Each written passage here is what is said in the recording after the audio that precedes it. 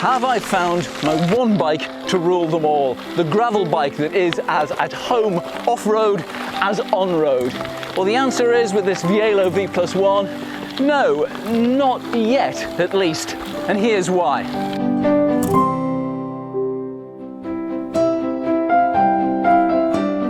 I had a few comments asking why no review yet of the Vielo. The answer is, I'm not yet completely happy. I should say at the start, there are no problems with the bike as such. It's more my relationship to the bike. It seems harder to love at first ride than my Sonda Camino was. But that's more to do with me than the bike itself. Now, no one wants to think they've paid an awful lot of money for something that's not quite right for them. So there's a tendency in any review to validate your purchase. I'm trying to get past that in this video. So I'm going to take a little bit of time to get to know this bike, and I'll point out its good points and its bad points as I see them.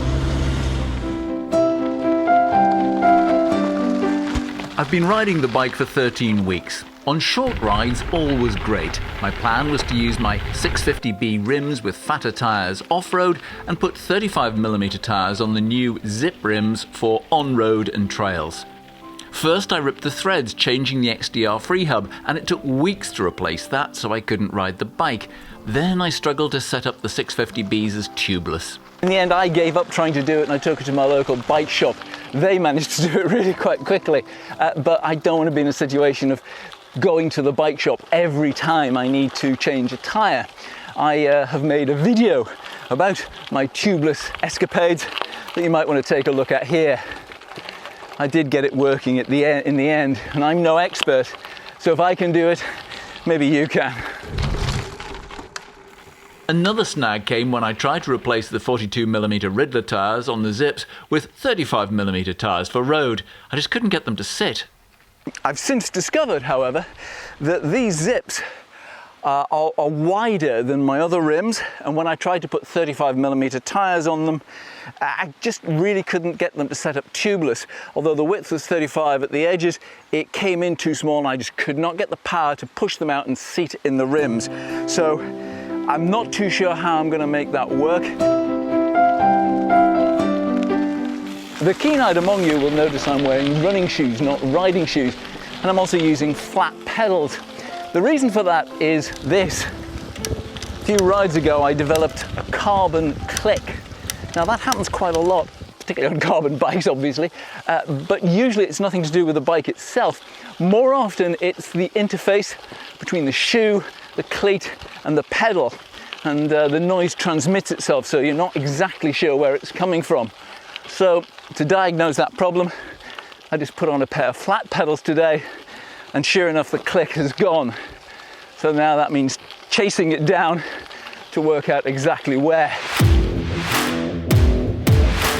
A new issue came for me after this 5-hour ride on the rough tracks of Ulva, making this video. My back started hurting on the way home. After this ride in West London, my back actually seized up. Bear in mind, I'm an older chap. We recently made a video about Sean's bike fit, and I feel I need one to sort out this problem. I can't do that for a couple of weeks because I'm busy. In the meantime, I've tried to get the bike closer to what I think will be a good fit for me. And that has involved flipping the stem, well, changing the stem and flipping the stem.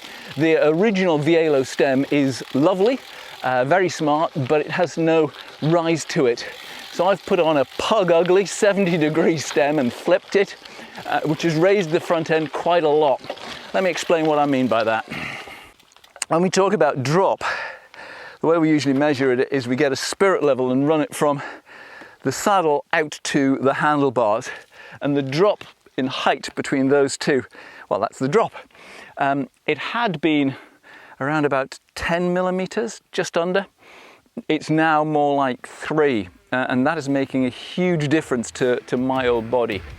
So a bike fit is absolutely essential for me, and hopefully that will be coming early October. So as you can see, none of those are problems with the bike, they're problems with me. but they go some way towards explaining why I haven't been able to do a full-on review of this bike yet. I'm really not 100% comfortable on it, but I will be in time. If you've found this helpful, please subscribe, give me a thumbs up, perhaps have a look around my channel, see if there's anything else you like, and we'll see you again next time. Goodbye.